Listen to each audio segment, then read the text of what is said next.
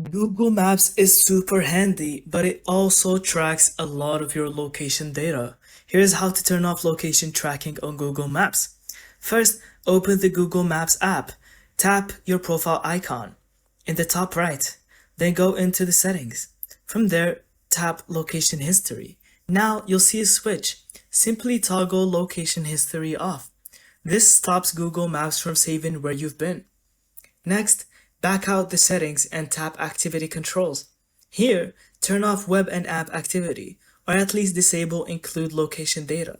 This prevents maps from linking your searches with your location.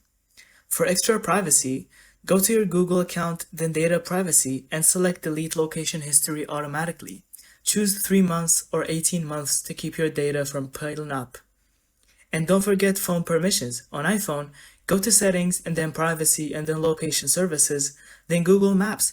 Then choose Never or While Using. On Android, go to Settings, then Apps, then Google Maps, then Permissions and then Location, and deny or restrict access. And that's it.